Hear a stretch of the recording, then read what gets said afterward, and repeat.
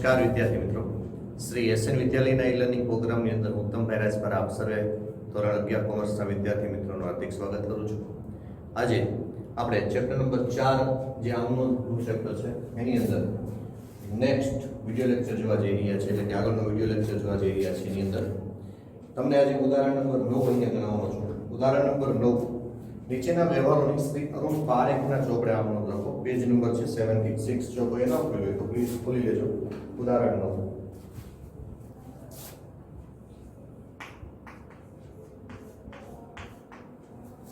કોની આમનો છે તો કે શ્રી અરુણ પારેખ. તો શ્રી અરુણ પારેખની આમનો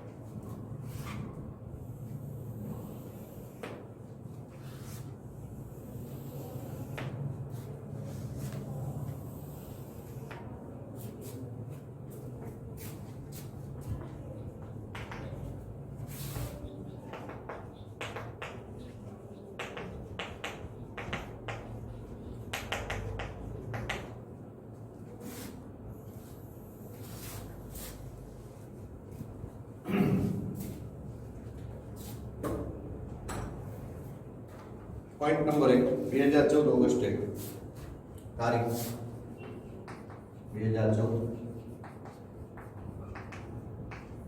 ઓગસ્ટ 1 દુકાન માટે જરૂરી હિસાબી ચોપડા રૂપિયા 650 ના ખરીદ્યા. આપણે આગળના વિડિયો લેક્ચરમાં પણ આ વિશે વાતચીત થઈ ગઈ છે કે આવી રીતે દુકાન માટે જે પણ સ્ટેશનરીની વસ્તુઓ ખરીદવામાં આવે, પેન, પેન્સિલ, ચોપડા, ફાઇલ વગેરે અને સ્ટેશનરી ખર્ચ ખાતે નોંધાશે. દુકાન માટે ખરીદેલી રકમ છે 650. તો સ્ટેશનરી ખર્ચ ખાતે ઉધાર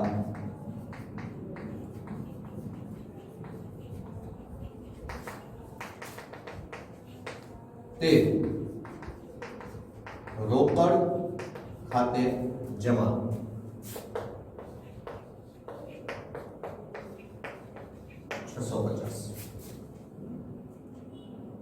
બીજું મજૂરીના પછાની બાબત જેમાં આપણે નોંધીએ છીએ મુજબ દરેક વિદ્યાર્થી મિત્રોએ જાતે નોંધવાની છે કે દુકાન માટે સ્ટેશનરી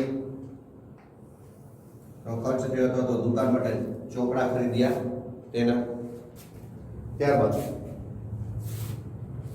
મજૂરીના રૂપિયા 200 અને લારી ભાડાના રૂપિયા 100 રોકડા ચૂકવ્યા. બંને એક સાથે ખર્ચ થયો છે, સંયુક્ત રીતે લખાશે. મજૂરીના કેટલા ચૂકવ્યા છે? 200. મજૂરીના 200, તારીખ છે 2.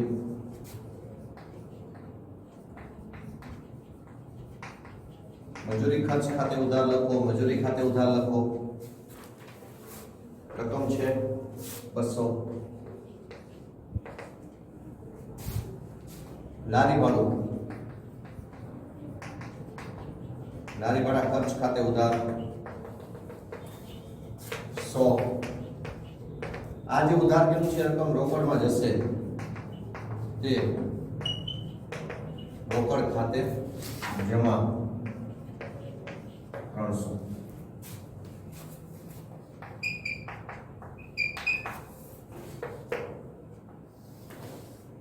બાબત છે મજૂરી અને લારી ભાડા રોકડા ચૂકવ્યા તે. ત્યારબાદ કમિશન મળ્યું રૂપિયા 800, તારીખ 8. હવે અહીંયા કમિશન 800 રૂપિયા પ્રાપ્ત થાય છે 8 તારીખે 800 રૂપિયા. રોકડ 100 રૂપિયા આવે. રોકડ આવે તો ઉધાર. રોકડ આવે છે માટે થઈ જશે ઉધાર. તો શું થશે? રોકડ ખાતે ઉધાર તે કમિશન મળ્યું છે તે કમિશન ખાતે જમા. રોકડ આવે છે માટે રોકડ ખાતે ઉધાર તે કમિશન ખાતે જમા.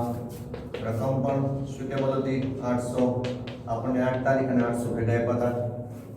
તો અહીંયા એક બાબત સમજીએ કે અહીંયા રોકડ આવે છે માટે રોકડ ખાતે ઉધાર, મજૂરી વખતે આપણે રોકડ ચૂકવતા હતા માટે રોકડ ખાતે જમા, લારી ભાડું પણ રોકડ સ્વરૂપે ગયું માટે રોકડ ખાતે જમા, સ્ટેશનરીનો ખર્ચ પણ રોકડ સ્વરૂપે થયો તો માટે રોકડ ખાતે જમા. બાબત જે કમિશન રોકડેથી પ્રાપ્ત થયું તથા રોકડ સ્વરૂપે કમિશન મળ્યું તેને. આગળ તારીખ 10 દુકાનમાં રંગરોગાનનો ખર્ચ ₹2500 ચૂકવ્યો. અચ્છા, જે રંગરોગાન જે છે ને એને કે મરામત ખર્ચ.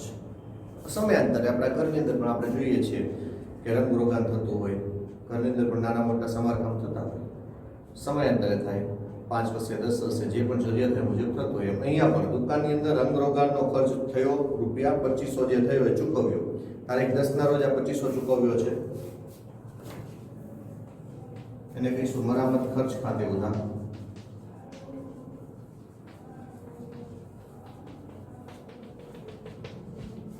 તે રોકડ ખાતે જમા, રકમ 2500.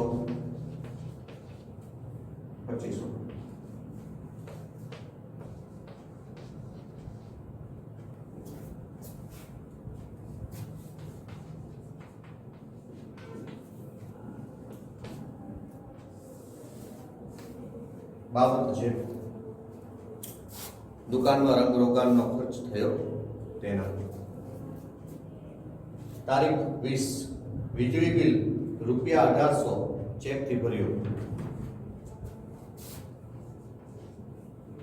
હવે થશે વીજળી ખર્ચ ખાતે ઉધાર.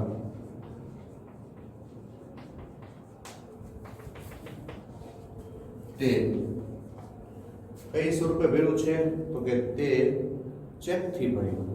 ચેકથી ભરીએ તો બેંક સિલેક્ટ કરે તો તે બેંક ખાતે જમા. વીજળી ખર્ચ ખાતે ઉધાર તે બેંક ખાતે જમા.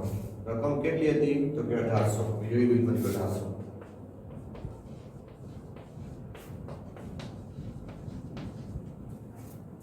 બાબત છે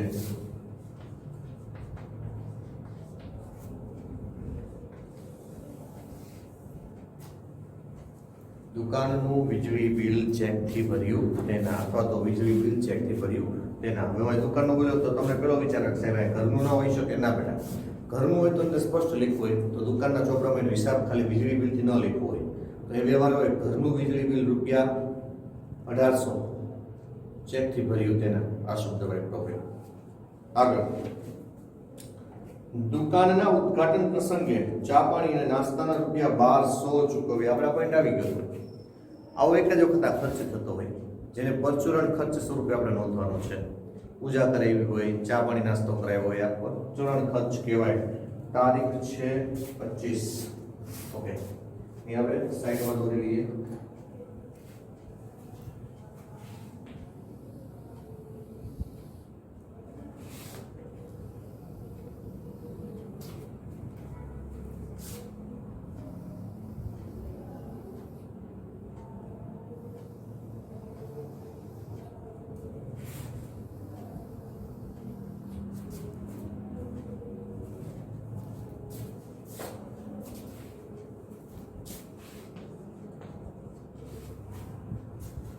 તારીખ 25 દુકાનના ઉદ્ઘાટન પ્રસંગે ચા પાણી નાસ્તાના 1200 ચૂકવ્યા. પરચુરણ ખર્ચ ખાતે ઉધાર.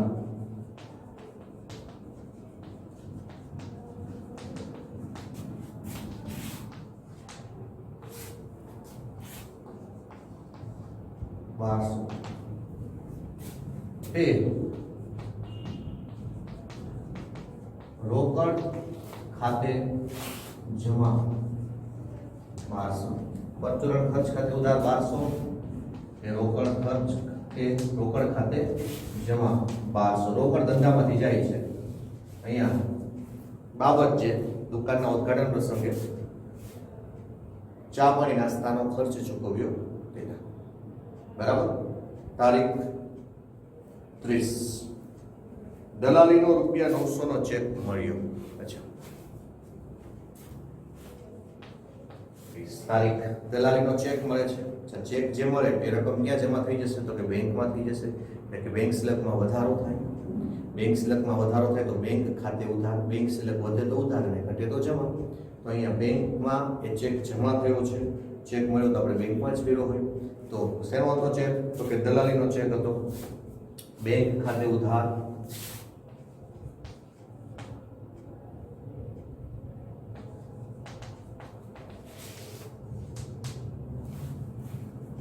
રકમ છે 900, તારીખ છે 30 કન્ફર્મ. બેંક ખાતે ઉધાર તે દલાલી ખાતે જમા. આ મળેલ દલાલી છે, તમે મળેલ દલાલી ખાતે જમા લખી શકો, એવો કોઈ પ્રશ્ન નથી. બાબત જે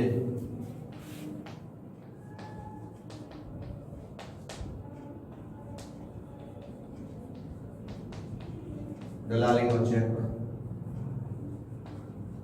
મળ્યો તેના આ મેં લીધી એક બાબત છે. અને તમે બીજી સ્વરૂપે લખી શકો કે દલાલીનો ચેક પ્રાપ્ત થયો જે બેંકમાં ભર્યો તેના. બરાબર છે? ઓકે. ત્યારબાદ ₹50 ની નોટ બકરી ખાઈ ગઈ. તારીખ 31. આ પ્રકારના વ્યવહાર ને પ્રચલન ખર્ચમાં જ નોંધવાનો થશે, કારણ કે આપણે કઈ બકરીની સામે ₹50 ની નોટ ન મૂકી હોય, બટ આ પ્રકારનો વ્યવહાર છે તેને આપણે નોંધવો પડે. આને કહીશું પરચુરણ ખર્ચ. પરચુરણ ખર્ચ ખાતે ઉધાર એ રોકડ ખાતે જમા.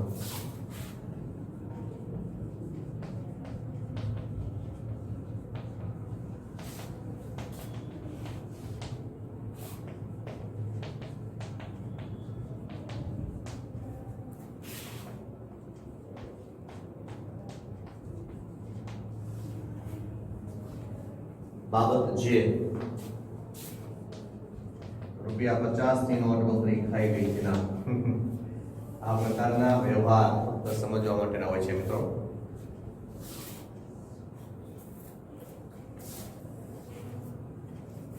અહીંયા દાખલો થઈ ગયો પૂરો.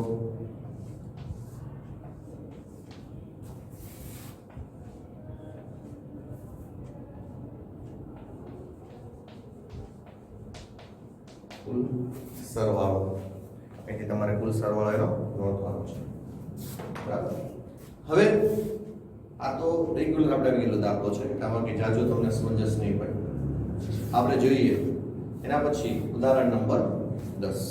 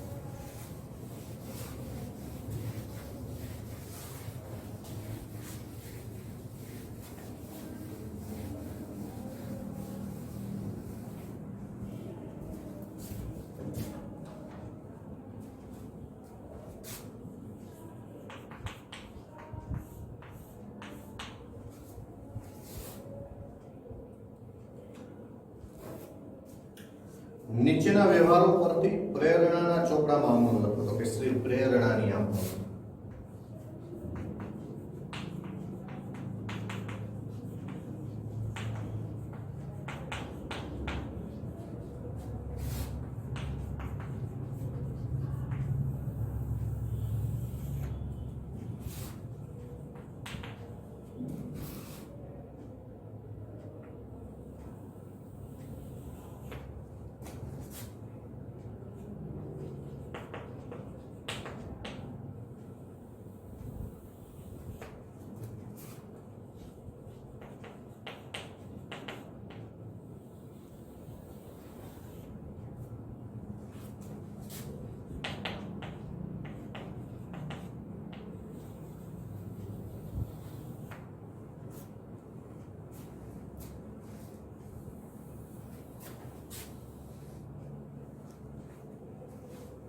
મિત્રો ચલો વ્યવસ્થિત રીતે તમે દોરી નાખો તમારી નોટબુકની અંદર, સાથે સાથે નોંધતા જવાનું છે.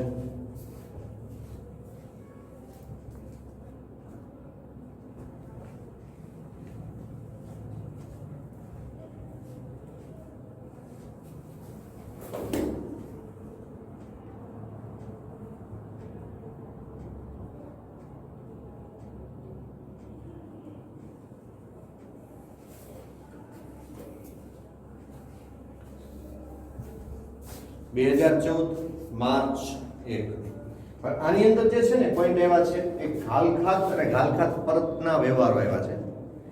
ઘાલખાત થાય એટલે એનો મતલબ તો તમે સમજો છો કે ભાઈ વર્ષ દરમિયાન જે તે માલનું વેચાણ થયું છે એ માલના વેચાણમાંથી અમુક રકમ પ્રાપ્ત ન થાય, એટલે કે હવે જે થવાની જ નથી કાયમી ધોરણે, એવું નક્કી થઈ ગયું, જેને આપણે ઘાલખાત સ્વરૂપે વેપારી પોતાના ચોપડામાં નોંધે છે. ઘાલખાત એક પ્રકારનું નુકસાન છે. બને એવું કે જે વ્યક્તિએ નાણાંની અનુકૂળતા ન હોવાથી જે તે સમય નાણાં ન ચૂકવાય અને આપણે એને ઘાલખાત સ્વરૂપે નોંધી દીધા હોય, પરંતુ જ્યારે એની પાસે નાણાંની સગવડ થાય અને એ નાણાં ચૂકવે ત્યારે એની નોંધ કેવી રીતે કરવી એ આ વ્યવહારની અંદર આપણે સમજાવવામાં આવ્યું છે. તો આપણે એને પ્રોપરલી જોઈએ કે જ્યારે એ વ્યક્તિ આપણને નાણાં નથી ચૂકવતો ત્યારે આપણે એની પાસેથી જે તે લેવાની રકમ હતી ને એ માંડી વાળી હોય. તો જ્યારે માંડી વાળીએ ને ત્યારે એનું ખાતું આપણે કઈ રીતે નોંધવું હશે હું તમને સમજાવું. ચાલો એક વ્યવહાર થાય. અહીંયા જુઓ કે વ્યવહાર નંબર 1, ₹5000 નો માલ એને વેચ્યો. આ ₹5000 નો માલ મેં એને વેચ્યો, આ રીતે મેં નોંધ પાડી. આ નોંધ પાડી ને હવે એની આમ નોંધ શું થાય? એની આમ નોંધ એવી થાય કે ભાઈ એ ખાતે ઉધાર તે વેચાણ છે, વેચાણ ખાતે જમા.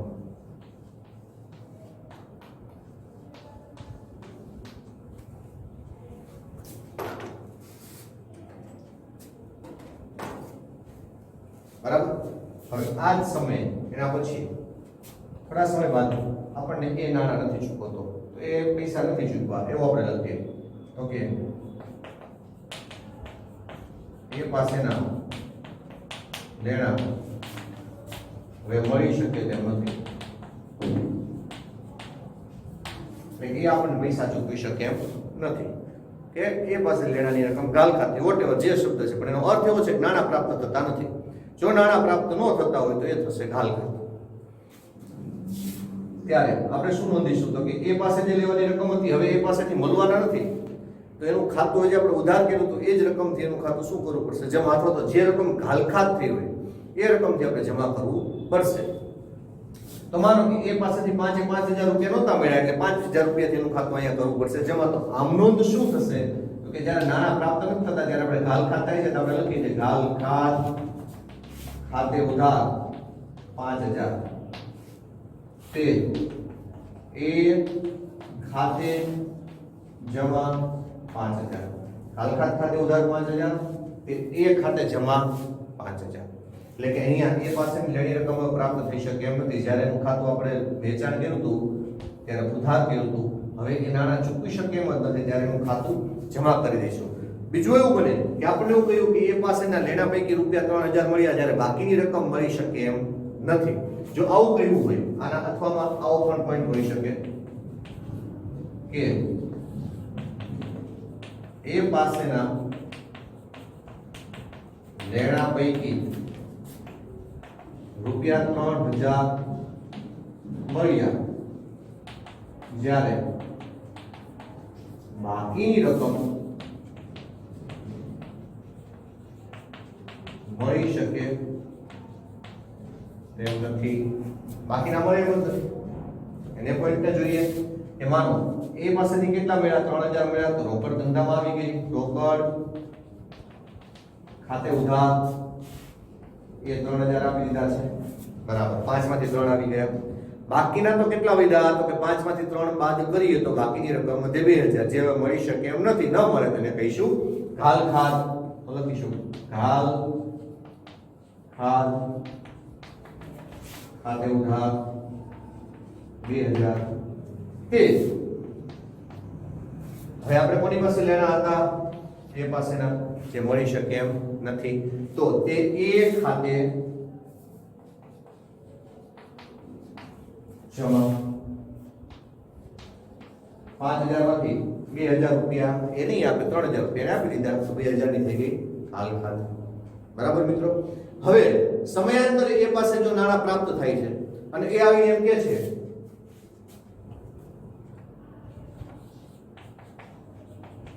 એ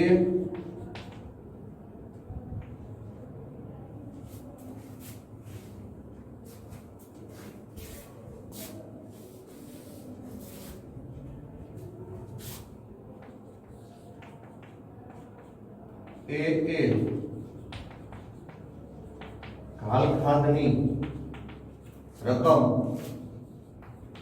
ચૂકવી રૂપિયા 2000. માનો આપણે આવો વ્યવહાર છે કોઈ પણ એ પાસેથી નાણાં 2000 પ્રાપ્ત થાય છે, આપણે ખાલી ગાળવાનું છે, તો કઈ રીતે નોંધ થશે? એ નાણાં ચૂકવી જાય છે તો આપણે શું નોંધ કરશું? તો કે નાણાં આવે તો રોકડ ખાતે ઉધાર,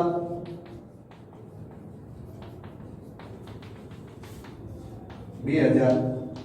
પણ હવે હું એક ખાતે જમા ન કરી શકું, કેમ કે એનું ખાતું ઓલરેડી મેં 5000 થી જ્યારે એને નાણાં નહોતા ચૂકવા ત્યારે એનું ખાતું ચોપડે બંધ કરી દીધું હતું, કેમ કે વેપારી કદી પણ આ રીતે ચોપડે જઈને નાણાં પ્રાપ્ત નથી થતા, એનું ખાતું રેગ્યુલર ચલાવતા નથી, પછી એનું ખાતું સ્ટોપ થઈ જાય. તો કે ભાઈ અહીંયા રોકડ આવી ગઈ 3000, એની પાસેથી 2000 નથી મળ્યા, હાલ ખાતે નોંધી નાખી, અને ટોટલ કેટલી રકમ હતી? 5000. ચલો એનું ખાતું 5000 થી ક્લોઝ કરી દો, બંધ કરી દો. એટલે એનું ખાતું જે ઉધાર હતું એટલું શું કરી દીધું? જમા કરી દીધું. બરાબર? તો અહીંયા શું કરવું? તો જ્યારે આ રીતે રકમ પ્રાપ્ત થાય ને ત્યારે રોકડ ખાતે ઉધાર, તે આ ઘાલખાત થયેલી રકમ પરત આવી છે, એને શબ્દ વપરાય ઘાલખાત પરત. તો લખીશું તે ઘાલખાત પરત ખાતે જમા. તે ઘાલખાત પરત ખાતે જમા. રકમ કેટલી છે? તો કે 2000. રેડી? રોકડ ખાતે ઉધાર, તે ઘાલખાત પરત ખાતે જમા 2000. બાબત જે એની અંદર નોંધ કરી દેવાની કે એ પાસેથી થયેલી ભૂતકાળમાં થયેલી ઘાલખાતની રકમ પરત મળી તેના, એ ભૂતકાળમાં કરેલ ઘાલખાતની રકમ હાલમાં ચૂકવી તેના થઈ શકે. બાબત જેમાં નામ લખવાનું છે, બાબત જેમાં નોંધ કરવાની છે, કેમ કે વેપારીને એ ખ્યાલ હોવો જોઈએ ચોપડે જ્યારે જોવે ત્યારે કે કોણે એને ઘાલખાતની રકમ પરત કરી. બરાબર? ત્યારે બાબત જેમાં નોંધીશું, પરંતુ અહીંયા આમાં ક્યાંય નોંધાશે નહીં. રેડી? ચલો હવે એના જેવો જે દાખલો છે એને આપણે સમજવાનો પ્રયત્ન કરીએ. ઉદાહરણ નંબર 10. નીચેના વ્યવહારો પરથી પ્રેરણાના ચોપડામાં આમ નોંધ લખો. ઉદાહરણ 10. શ્રી પ્રેરણાની આમ નોંધ. આપણે હેડિંગ તો બધું રેડી કરી રાખ્યું છે, પણ પોઈન્ટ મેં તમને પહેલા સમજાવ્યા. ઓકે, પહેલું 2014 માર્ચ 1.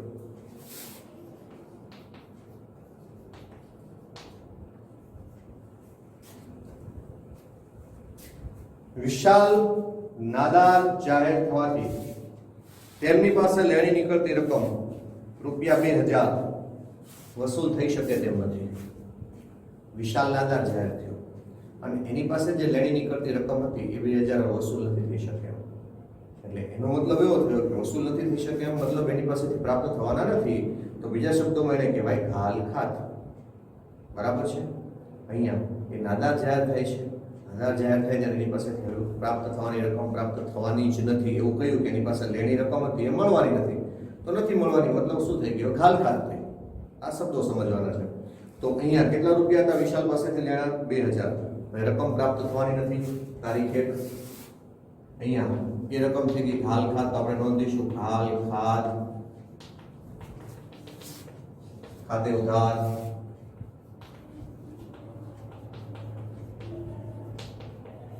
તે વિશાલ ખાતે જમા. રકમ 2000.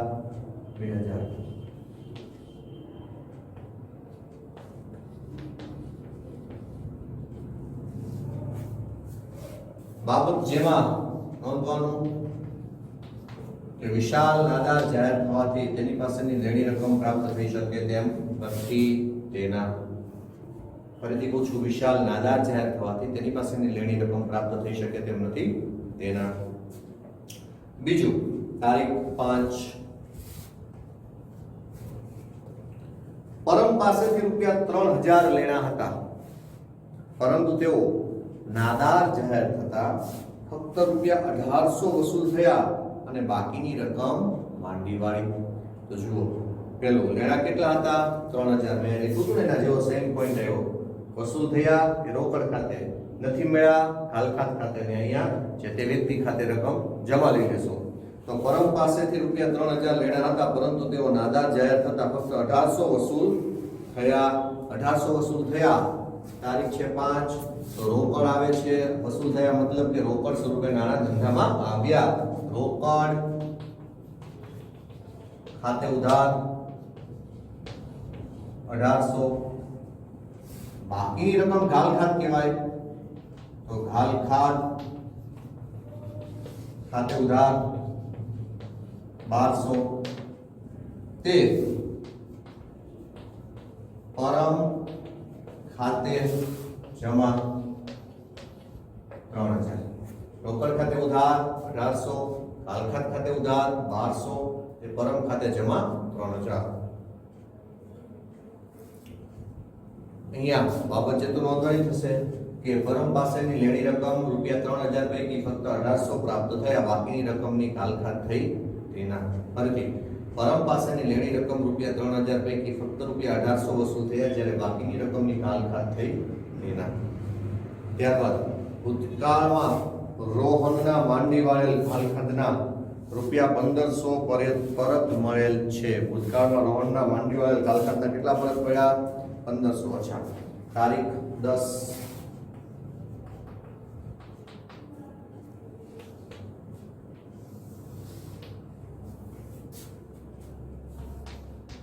નાણાં પ્રાપ્ત થયા. ભૂતકાળમાં આપણે રોહન પાસેની લેણી રકમ હતી જે માંડી વાળી હતી અને એના નાણાં અત્યારે પ્રાપ્ત થયા. રકમ પ્રાપ્ત થઈ કેટલી? તો કે એની પાસેથી પરત મળ્યા રૂપિયા 1500. 1500 મળે તો રોકડ ધંધામાં આવે. રોકડ ખાતે ધાર તે ઘાલખાત પરત ખાતે જમા 1500. બાબત છે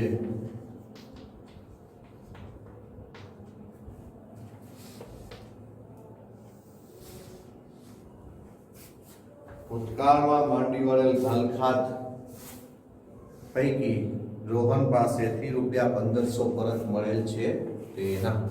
બરાબર મિત્રો, અહીંયા આ જે પોઈન્ટ મેં તમને સમજાવ્યા એ પોઈન્ટ તમારા માટે ખૂબ જ અગત્યના છે. આપણે આગળ જતા આ પોઈન્ટ દાખલાઓમાં મિક્સ થઈ જશે હવે અને રેગ્યુલર બધા કમ્બાઈન દાખલાઓ આવશે.